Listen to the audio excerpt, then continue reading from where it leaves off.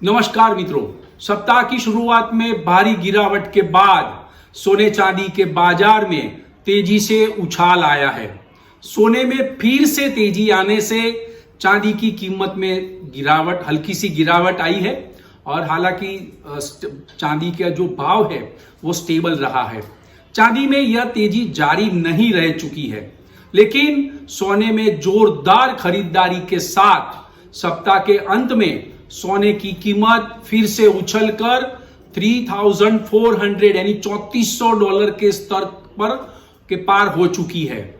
एक ही trading session में gold में $51 का बड़ा उछाल देखा गया है। तो मित्रों, यह सवाल अब ये उठता है कि सोने में फिर से जोरदार खरीदारी क्यों आई?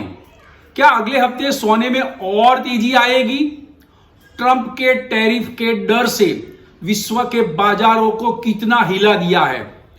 टैरिफ युद्ध का अमेरिकी अर्थव्यवस्था पर कितना प्रतिकूल प्रभाव पड़ेगा? और अमेरिकी फेडरल रिजर्व फेड ब्याज दरों में कब कटौती करेगा? अब इन सभी सवालों के जवाब के लिए हम ये वीडियो में डिस्कस करने वाले हैं। तो मित्रों, ये वीडियो को आप अंत तक देखिएगा।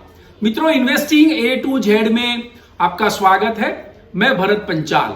सबसे पहले आइए पिछले हफ्ते सोने चांदी की कीमतों में आए उतार चढ़ाव पर हम नजर डालते हैं। तो अहमदाबाद सोना चांदी बाजार में 24 कैरेट सोने का दाम 1300 रुपया बढ़कर 1,02,500 रहा है। वहीं चांदी की कीमत 2000 रुपया घटकर 1,12,000 रुपया रह चुकी है। अंतरराष्ट्रीय बाजार की हम बात करें तो अंतरराष्ट्रीय बाजार में गोल्ड दिसंबर फ्यूचर सप्ताह की शुरुआत में $3,392 से गिरकर $3,341 का लो बनाया और वहां से सप्ताह के आखिरी दिन एक ही कारोबारी सत्र में तेजी से बढ़कर $3,415 का हाई बनाया और सप्ताह के अंत में $3,413 पर बंद हुआ। यह सप्ताह के दौरान $21 की वृद्धि दर्शाता है। सिल्वर सितंबर फ्यूचर सप्ताह की शुरुआत में गिरकर $36.21 पर आ गया और सप्ताह के अंत में तेजी से बढ़कर $38.53 पर पहुंच गया और अंततः $37.08 पर बंद रहा है। स्पॉट बाजार की बात करें तो स्पॉट बाजार में सप्ताह की शुरुआत में स्पॉट गोल्ड $3,268 पर आ गया था नीचे में और सप्ताह के अंत में वो बढ़कर $3,363 पर पहुंचकर सप्ताह के अंत में $3,362 पर बंद हुआ है। गौरतलब है कि फ्यूचर और हाजिर यानी स्पॉट गोल्ड में कीमतों में $51 का डिफरेंस रहा है, यानी कि गोल्ड फ्यूचर की कीमत स्पॉट गोल्ड की कीमत से $51 अधिक है। ये बहुत ज्यादा गैप दिखाई दे रहा है मुझे। तो मित्रों, सप्ताह की शुरुआत में स्पॉट सिल्वर $36.21 तक गिर गई थी और वहां से फिर उछलकर $38.35 तक पहुंच गई और सप्ताह के अंत में $37.04 पर बंद हुई है। सिल्वर की कीमत में पिछले सप्ताह की तुलना में सिर्फ $1 से भी ज्यादा की गिरावट देखी गई है। सोने में तेजी है, सिल्वर में मंदी हुई है। तो मित्रों, अब आते हम गोल्ड के अचानक जो तेजी आई है गोल्ड में एक ही ट्रेडिंग सेशन में जो तेजी आई है उसके कारण पर हम चर्चा करते हैं। तो सबसे पहला रीजन है कि ट्रंप के टैरिफ से विश्व के बाजारों में काफी खलबली मची हुई है। इन टैरिफ का अमेरिका के विदेशी व्यापार पर भारी प्रतिकूल प्रभाव पड़ेगा। ट्रंप ने 70 देशों पर 70 देशों पर 25% से लेकर 40% तक टैरिफ लगाया है, जिससे अमेरिका आने वाले सारे सामान महंगे हो जाएंगे और अमेरिकी बाजार में बहुत ऊंचे दामों में बिकेंगे। उससे अमेरिका में मुद्रास्फीति यानी इन्फ्लेशन बढ़ने की आशंका है। तो मित्रों, दूसरी बात यह भी है कि टैरिफ बढ़ने से हर अमेरिकी परिवार को प्रति वर्ष $2,400 का नुकसान होगा, और ये रुपए में गिना जाए तो यानी लगभग 2 लाख रुपए का नुकसान होगा। जबकि धनी श्रीमंत लोग परिवार है, उनको $5,000 का नुकसान होने वाला है।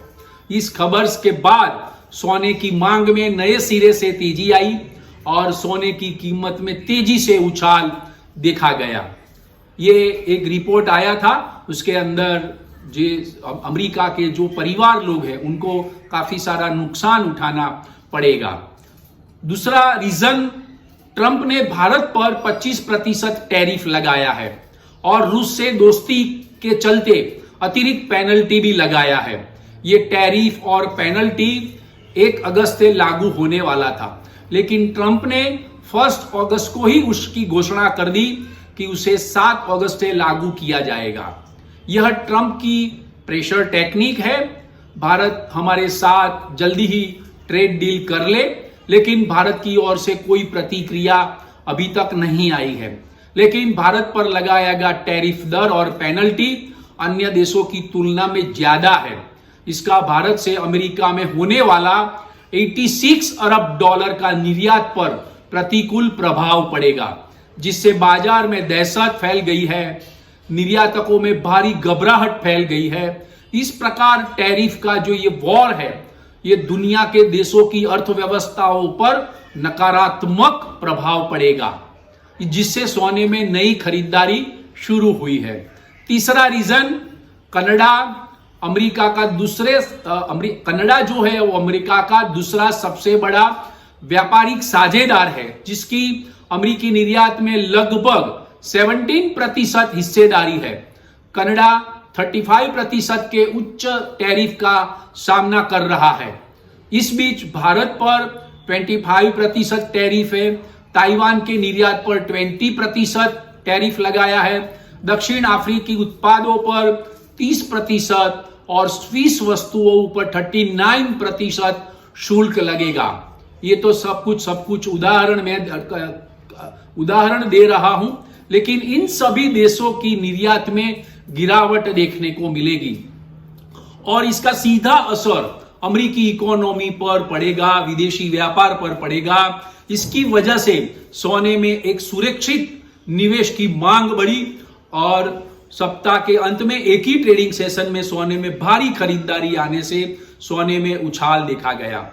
चौथा रीजन मित्रों देखते हैं तो बुधवार को सोने में भारी बिकवाली देखी गई और फेडरल रिजर्व द्वारा ब्याज दरों में यानी फेड रेट में अपरिवर्तित रखा गया और फेड अध्यक्ष जेरोम पॉवेल द्वारा सितंबर में संभवित ब्याज दरों में कटौती को लेकर अनिश्चितता व्यक्त की और उसके बाद गोल्ड की कीमतों में भारी गिरावट देखने को मिली। सेंट्रल बैंक के फैसले के बाद एक प्रेस कॉन्फ्रेंस में पॉवेल ने कहा कि हमने सितंबर के बारे में कोई फैसला अभी तक नहीं किया है, लेकिन ब्यूरो ऑफ लेबर स्टेटिस्टिक के अनुसार जुलाई में अर्थव्यवस्था ने केवल 73,000 नौकरियां पैदा की है। इसके अलावा मई और जून में कुल रोजगार वृद्धि में 2,58,000 की गिरावट आई है। संशोधित आंकड़ों के अनुसार जून में केवल 14,000, मई में 19,000 नौकरियां पैदा हुई है। इस प्रकार लेबर मार्केट के कमजोर आंकड़े आने के बाद अब यह माना जाता है कि फेड अब सितंबर में ही फेड रेट में कटौती करनी पड़ेगी। ऐसी स्थिति में सोने की कीमतों में तेजी से वृद्धि देखने को मिली। और पांचवा रीजन, वर्ल्ड गोल्ड काउंसिल की गोल्ड डिमांड ट्रेंड्स की रिपोर्ट के अनुसार 2025 के पहले 6 महीने में गोल्ड ईटीएफ में निवेश की मांग 2020 की शुरुआत के बाद अपने उच्चतम स्तर पर पहुंच गई है। हालांकि कुल ईटीएफ होल्डिंग जो है वो 5 साल के पहले के स्तर के काफी नीचे पहुंच गया है, इसीलिए सोने में आगे भी खरीदारी की संभावना बनी हुई है।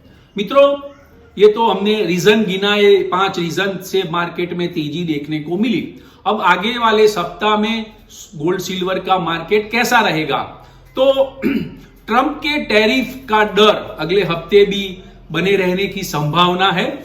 अमेरिका में ही ट्रंप के टैरिफ का विरोध होगा और आने वाले दिनों में कमजोर रोजगार आंकड़े और टैरिफ के कारण अमेरिकी अर्थव्यवस्था को नुकसान पहुंचने का अनुमान लगाया जाएगा और इसीलिए सुरक्षित निवेश के तौर पर गोल्ड और सिल्वर में नई खरीदारी जारी रहेगी। मित्रों, शुक्रवार को कमजोर रोजगार आंकड़े आए और टैरिफ की आशंकाओं के चलते वॉल स्ट्रीट में भारी गिरावट देखने को मिली। Dow Jones 542 point, Nasdaq 472 point अंक गिर गया।